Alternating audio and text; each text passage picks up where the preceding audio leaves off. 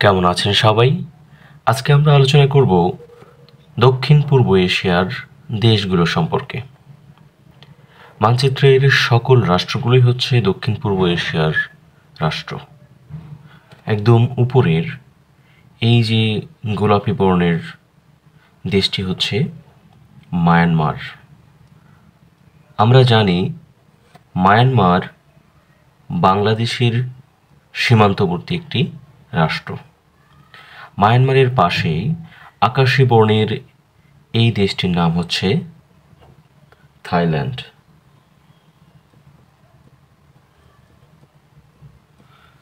থাইল্যান্ডের পার্শ্ববর্তী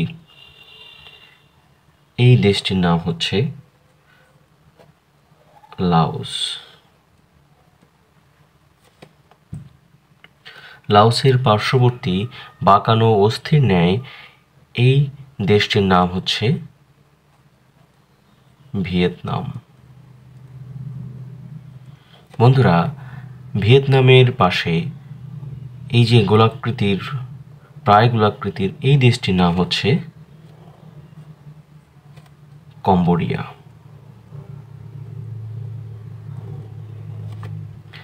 একটু নিচের দিকে যদি আমরা চলে আসি, আমরা দেখতে পাবো থাইল্যান্ডের সীমান্তবর্তী এই যে সবুজ বর্ণের এই যে দেশটা আমরা দেখতে পাচ্ছি, এটি হচ্ছে মালয়েশিয়া। মালয়েশিয়ার নিম্নে অতি ক্ষুদ্র আরেকটি দেশ সিঙ্গাপুর।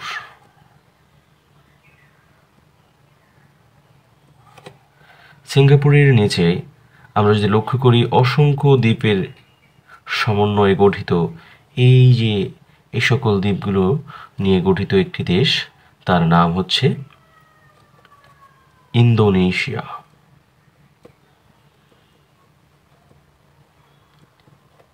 ইন্দোনেশিয়ার গুরুত্বপূর্ণ দ্বীপগুলোর মধ্যে একটি হচ্ছে সুমাত্রা আর একটি জাভা।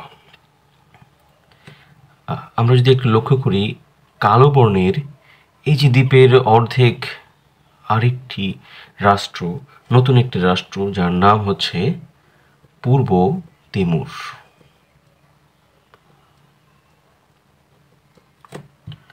একটু উপরের দিকে যদি আমরা উঠি, এটি হচ্ছে ইন্দোনেশিয়া। এই ইন্দোনেশিয়ার ঠিক উপরে সবুজ বর্ণের এই যে দেশটি আমরা দেখতে পাচ্ছি, এটির নাম হচ্ছে ব্রুনেই।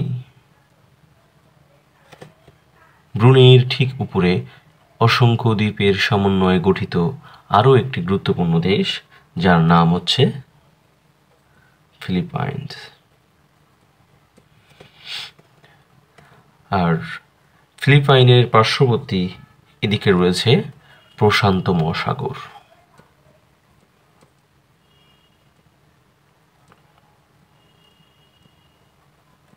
ইন্দোনেশিয়ার নিম্নে এখানে রয়েছে ভারত মহাসাগর।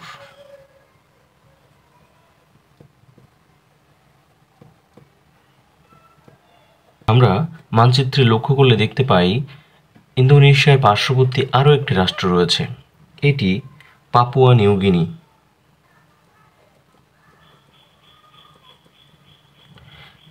গুরুত্বপূর্ণ একটি ব্যাপার হলো, পাপুয়া নিউগিনি দক্ষিণ পূর্ব এশিয়ার মধ্যবর্তী নয়, যার ফলস্বরূপ আমি এটি প্রথমে আলোচনা করিনি। তথ্যগুলি ভালো লাগলে সংগ্রহ করতে পারেন। অনুগ্রহপূর্বক সাবস্ক্রাইব করবেন। ধন্যবাদ সবাইকে।